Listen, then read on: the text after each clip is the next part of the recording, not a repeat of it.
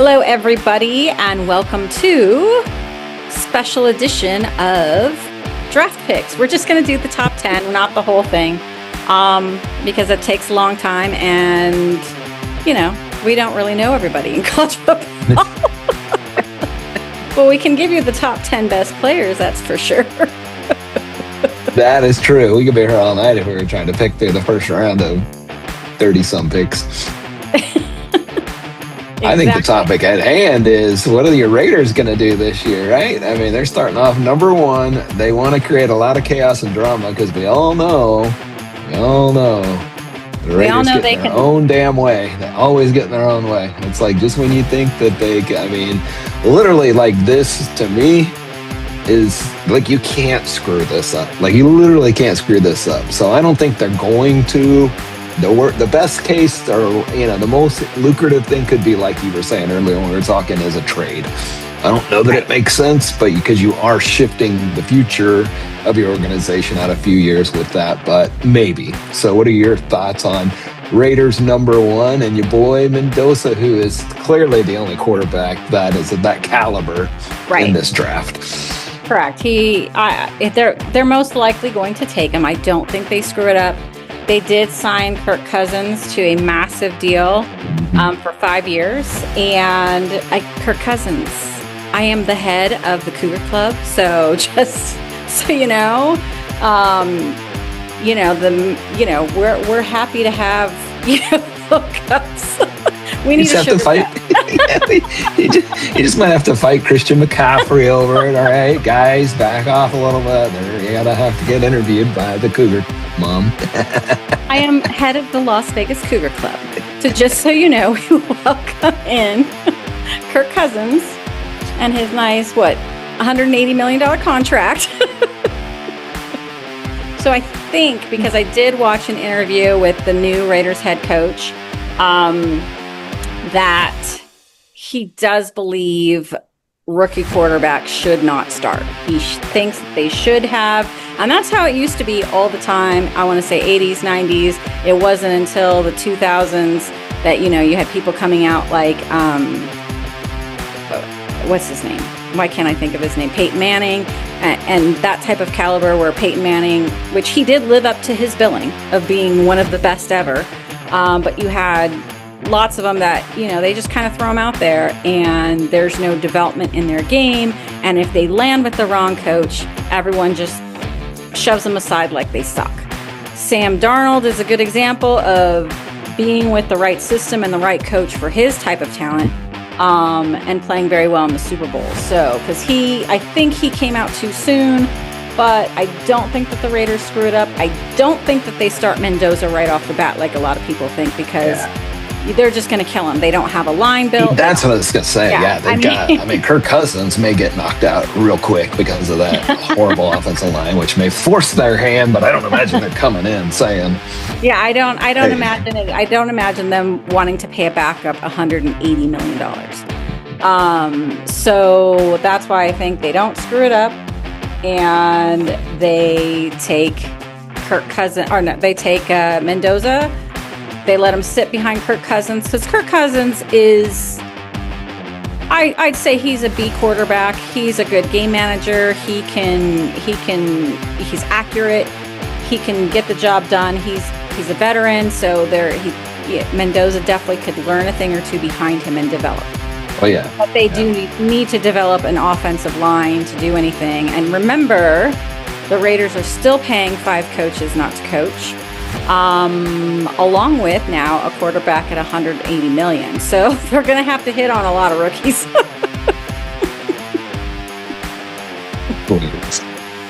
So what do you think? You think they take Mendoza number one? Yeah, I think they have to take Mendoza. You got Brady helping head that stuff up, so there's probably a little bit less of stupidity that probably crosses their mind from a creativity standpoint. So I'm 100% with you. What were you saying the odds were? Like 10,000 to 1 or something like that? Minus 10,000 if they take Mendoza. That pretty well should tell you. But, it is the Raiders. So while the chances are high that they don't screw up the first round pick, it's never zero. kind of like your Chihuahua. It's very unlikely your Chihuahua kills you, but it's never 0. It's like your cats won't, but if you do die, they will feast on you. All right, so we got number 2. Number 2 is going out to the Jets, right? Yep. Who do you think they take for number 2? I think number 2 they clearly take, in my opinion, right? That I think they don't reach for any quarterbacks here. I think this is a very defensive-heavy offensive line and even wide receiver, class, if you will, if you want to call it that, of talent. So I think, and you and I were discussing this a little bit of the combos on the defensive edge or defensive ends, and I think David Bailey is probably who I think they're going to go with out of Texas Tech. I know we kind of bantered a little bit about, 2 different defensive positions there and which one would be rated higher, but I think it's a safe bet for me. I think they just go best player on the board in their opinion, and the Jets probably go with David Bailey. I think they go with Bain. Yeah. I really think they go with Bain. The coach for the Jets is a defensive-minded coach. I think Bain, to me, which Bailey was a good candidate. Arvell Reese, I put higher than Bailey. I even put him maybe slightly higher than Bain. I don't know if that's just because I love both Ohio State and Miami, so I can't really say. Yeah. Bain is a game wrecker to me, and I agree. I don't think you can go wrong with either one. I think they're going to be good with any 3. Yeah, dominate when he was out there on Tech, and I think he just got a lot of publicity, maybe. I don't like the critique of Bain getting his short arms or whatever. I'm like, whatever. Like, did you watch the games? Because sometimes you got to watch the game. So I think it's going to be Bain from Miami going number 2. Cardinals. Who do you think Cardinals take? They need everything. Exactly. I think they just go elite athlete, right, with a big upside anchor kind of on their defense. I think they got what they got on offense. I think they're just going to try to build on defense. We'll see. But I've got them with Arvell Reese, your boy out of Ohio State, on the linebacker side. So I feel pretty solid about that. But Reese could go somewhere in that top. He could slip to 4 or 5 with Titans, because Titans are going to want a defensive guy, right? I think Giants, debatable if they go defense. But anyways, that's my guess, is Arvell Reese, one of your alums from one of your colleges. I'm going to agree with you on that one. They traded away Kyler Murray, but this is like we were talking about. This isn't like a heavy quarterback draft. The most notable other quarterback to me would be Beck. Only because he's older, but he is smaller. He is prone to injury. So I don't know that Carson Beck goes as high. I agree. I think someone will pick him up. I just don't think he goes in top 10. Yeah, it's always interesting to watch, because you're always going to get a team that doesn't, or a couple teams that doesn't pick based on need. They pick based on desperation.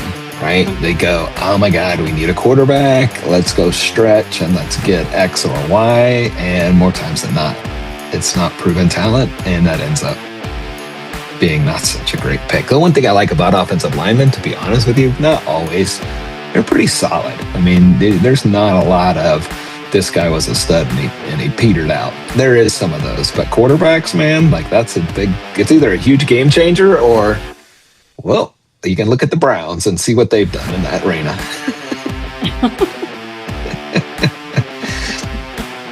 And then, so I agree. So Arvell Reese for that. And then Tennessee Titans got number 4. Who do you like for Tennessee Titans?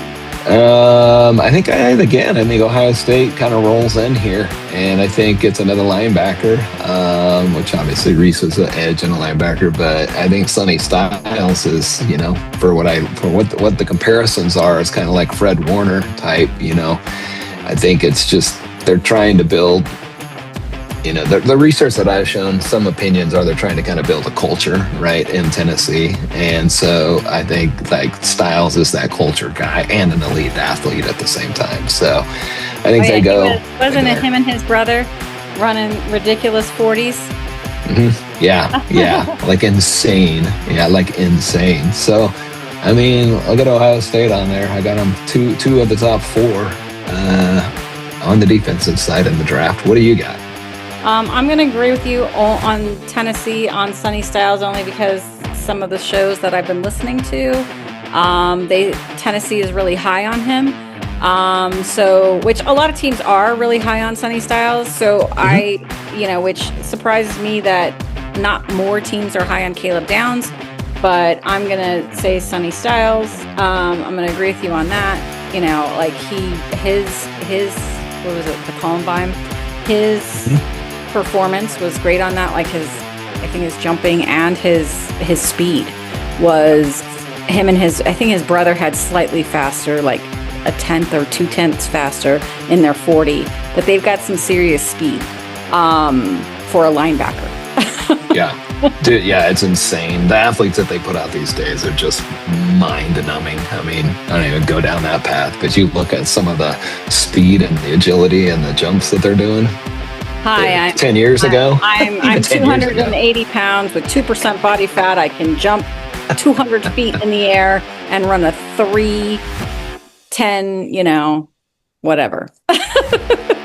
30 seconds. It's so ridiculous to me when I watch these damn defensive linemen catch a running back 15 yards downfield running for their life, and they're literally the defensive lineman catches them up. I'm like, that doesn't even physically make sense to me. I'm like, the hell did this guy catch this guy 15 yards downfild? Because that running back. And they got to start out going backwards too. Like they don't get the head start. That's why they're defense. So, all right, let's move on. Number 5, the Giants.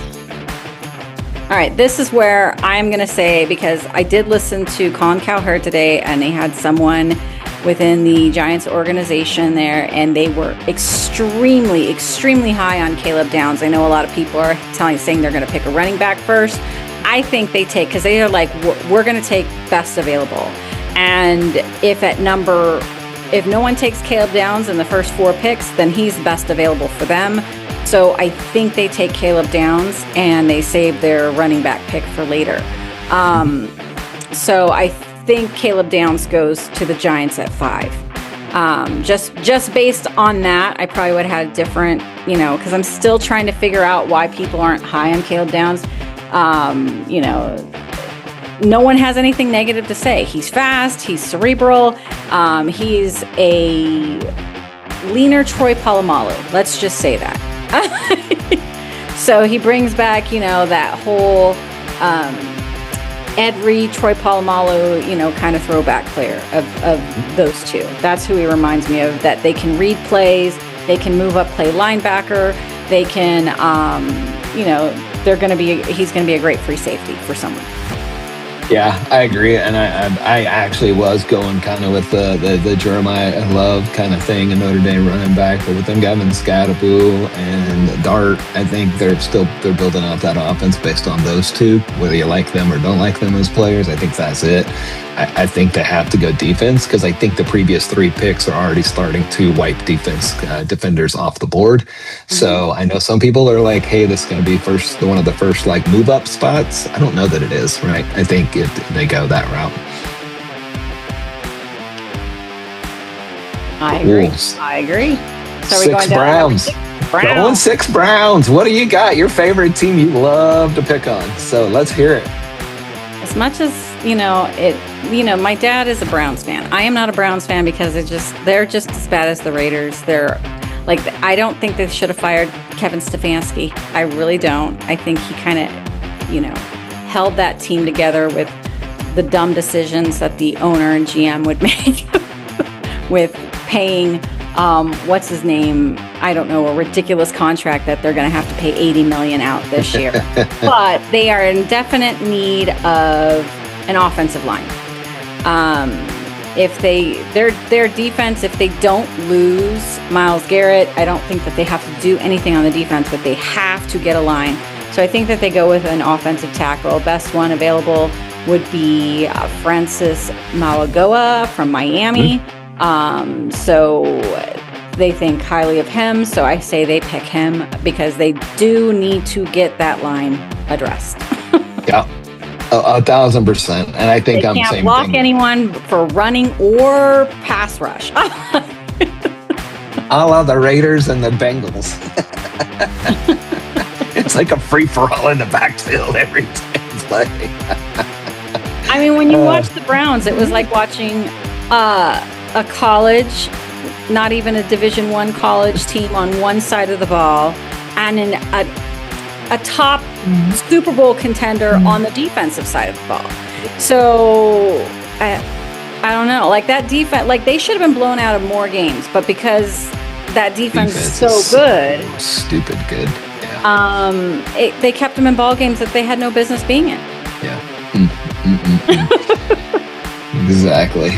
All right. I've got on the Browns, like, I think it's kind of like same thing. I think they go offensive line in some capacity. That could be a myriad of players, to be honest with you. It's kind of a little bit of a crapshoot. I'm going to go with Caden Proctor, right? And that's kind of where my thought is. He's gotten a lot of notoriety, and he played some damn good protection on the quarterbacks. I didn't look up his stats, but I know he had very little, quarterback rushes and or sacks given up. So I think, again, the good teams kind of start to build in the trenches first versus go for the highlight reel players.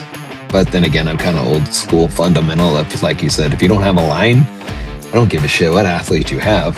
They can't run the ball, and you don't have time to pass it. So I'm an old school, get a good line and then build around that. Yep. Remember what Jimmy Johnson did in that infamous trade that led him to 3 Super Bowls?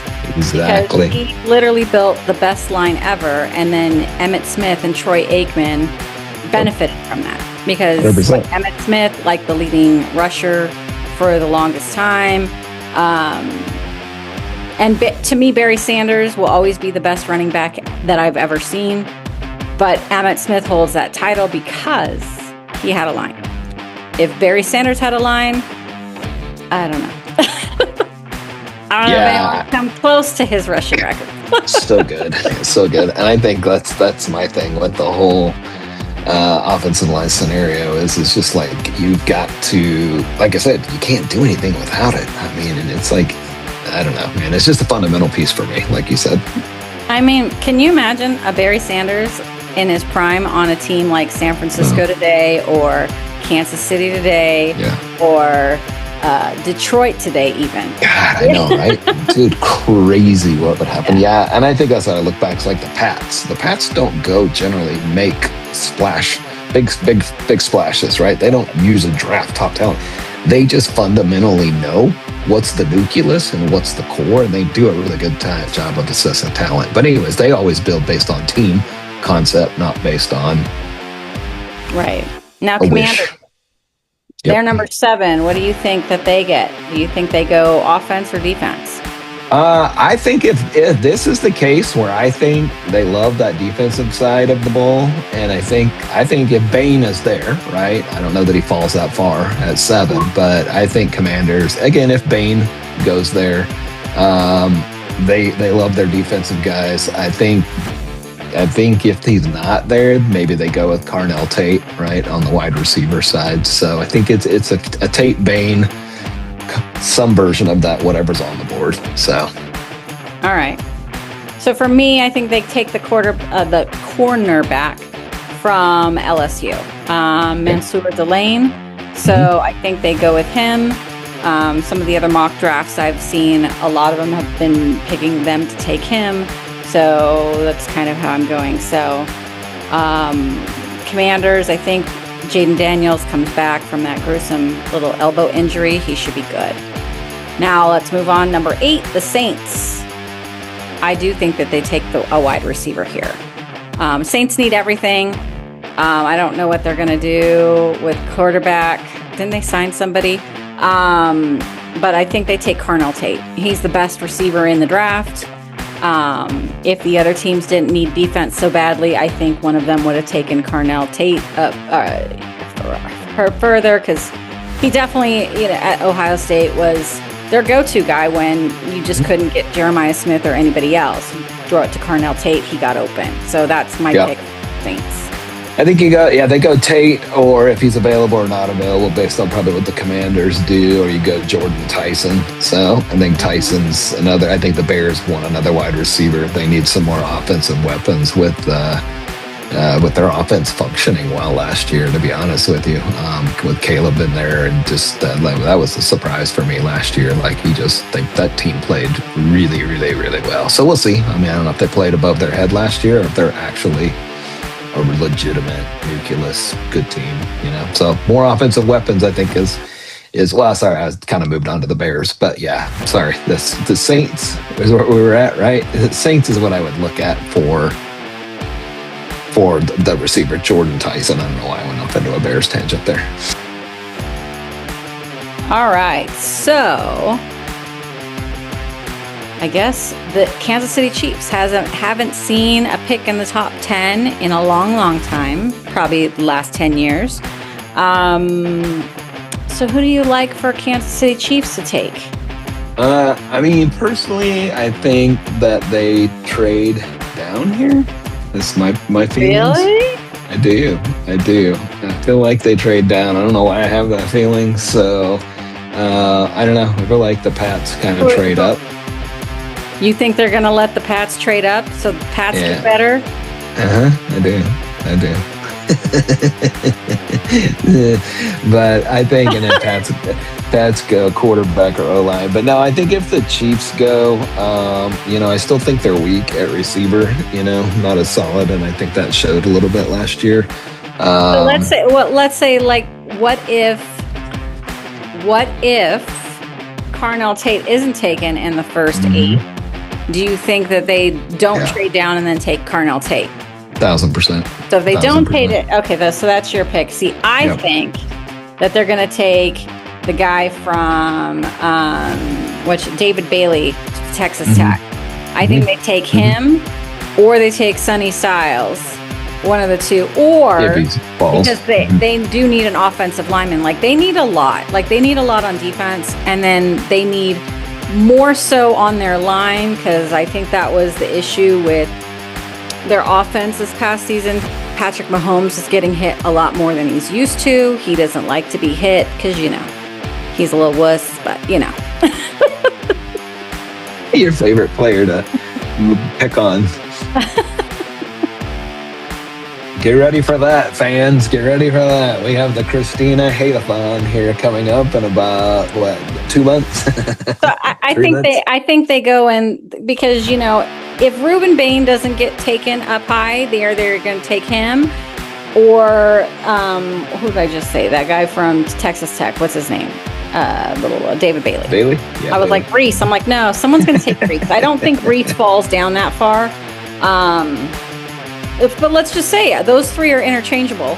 So if someone doesn't take one of those 3, I think the Chiefs take them because their defense is getting older and expensive, so they're going to need to replace a lot. And I think those 3 guys are your pass rushers of the future. So I think that's what they do, or they take the best available lineman for offense. Yep. I don't disagree with that.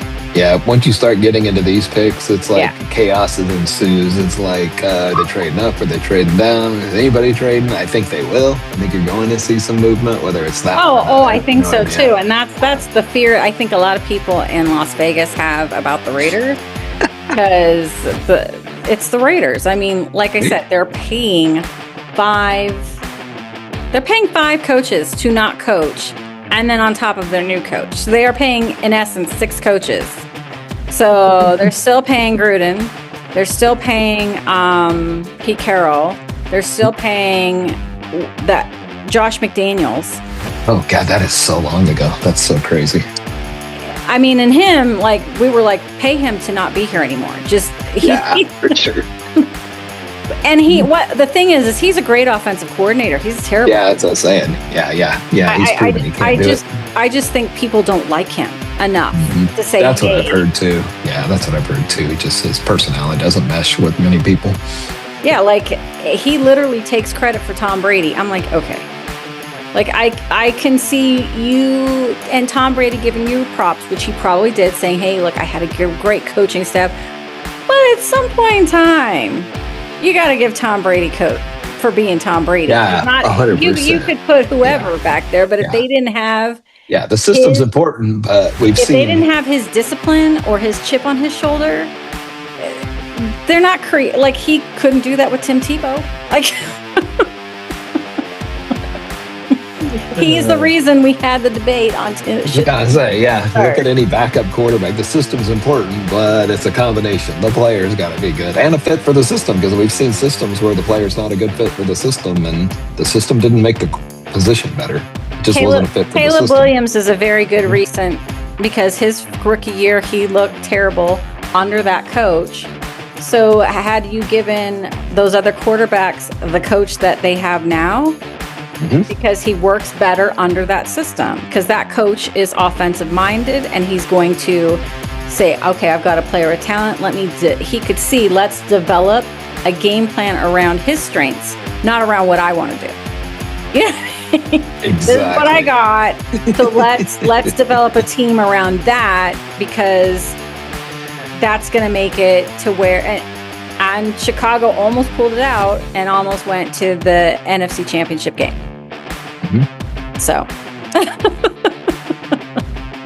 Absolutely. All right. What you got for number Diaz? Number 10, and that's the Giants. Okay, so I didn't say that they picked up their running back. So this is where I think they pick up Jordan Love. If the other guys haven't picked up Jordan Love, they take Jordan Love. If they don't, I say they get an offensive lineman. These teams here that are picking in this top 10 are in definite need of offensive line, in my opinion. So I say they do that. I think Kansas City could probably do more in a trade for some offensive linemen. But so that's why I think that they go and try to go on a swing on their defense and build up their defense, because they do have a better coach in Andy Reid. So there you go.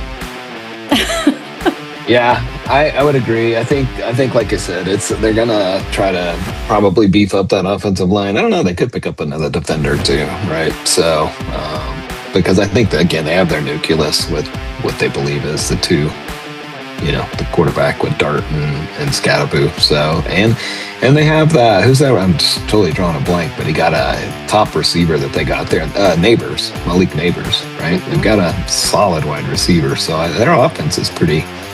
I don't know about their offensive line, so I can't comment to that. So I would say in this pick, it's either defense or offensive line. All right. If they don't trade.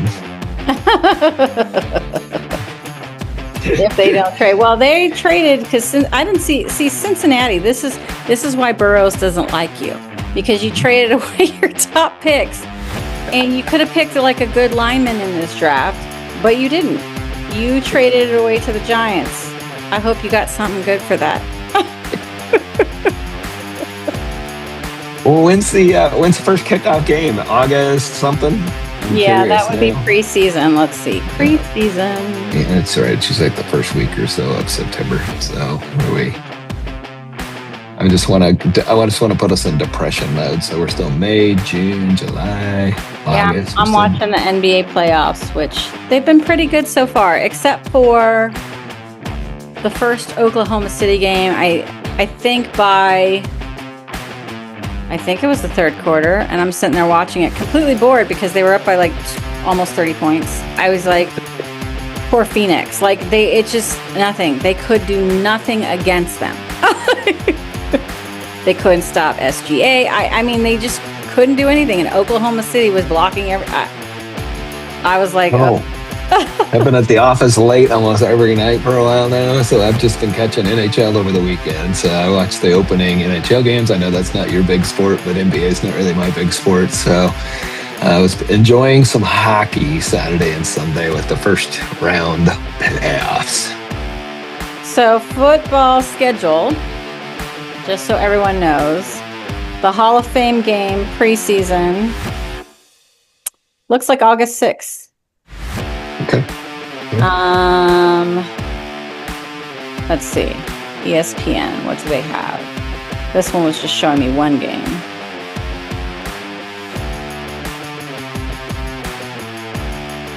Hello, I want to see I'm gonna have to edit this part out because it's just me trying to 2026 season. Jesus Christ. Find out. Huh? So I'm about to find out. It is September 10th.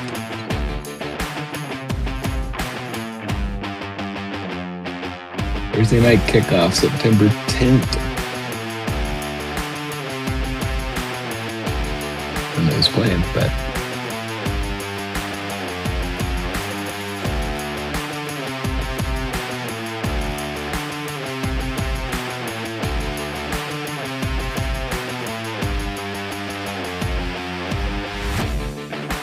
September 9th, 2026. Hall of Fame. yeah, you're right. It's September 9th. Yeah, you're right. It's Seahawks and so the Hall of Fame game is Arizona, Carolina. They were right with that. Yeah. But yeah, then September 9th, you've got it's Seattle and somebody. Yeah, that's what I'm seeing. It's just saying Seattle right now. Well, who is Seattle playing? 49ers and Rams. And maybe they don't have that one. Maybe they don't have that finalized. Maybe they haven't released the schedule yet. Yeah, it just said based on home schedule, it could be Cowboys, Patriots, Giants, Bears, Cardinals, okay. Chargers. So we're getting ahead of ourselves, but yeah, they haven't finalized that yet. But and we know at least it's September 9th is the opening. Yeah, it's a Thursday, as always. And it won't be on Prime. It'll be on NBC, so my dad will be happy. And there you have it. All right, so those are our draft picks, the top 10. Hopefully, looking forward to a good season. And you said you're watching hockey right now? It'll be fun, yeah. Just watching some hockey, not even that much. I just got so much work going on and all that fun stuff. So, yeah, it was good to see you a few weeks ago down in Vegas for a little bit. I think it was the last show we shot, right? Yep, for March Madness, which I was doing really good. You beat me. And my Final Four, I should have picked Michigan. Then I would have, because I remember I picked Michigan initially, and then I changed it because I just couldn't do it. Right. And then I ended up having to root for them in the game anyways, because I can't stand that Hurley guy, which I know you like, but I was like, nope. Not. I mean, even if it was Duke, and that's from the Runnin' Rebel days, I cannot stand the Hurley guy. If you've watched enough Christina shows, she's more hater than lover. That's not true. I just have the specific group. You're just vocal about it. I like a lot of players. I know you like a lot of players. Just the ones I don't like, I really don't like them. And passionate. I drink my Haterade with the pinky up. And one last shout out: if Kirk Cousins is looking for a cougar mom, I am head of the Las Vegas Cougar Group. We're always looking for cups. They'll treat you well. We actually cook and bake. So, you know, we're sugar mama that way. I can't with you. That's funny. That's hilarious. All right. Well, I think with that is the conclusion of this episode. Hope you enjoy it, and we'll look forward to the season coming up. We got a little stretch to go here, but as always, the countdown begins in usually August with the spring training, but also college football. Woohoo, woohoo. All right. See you guys later.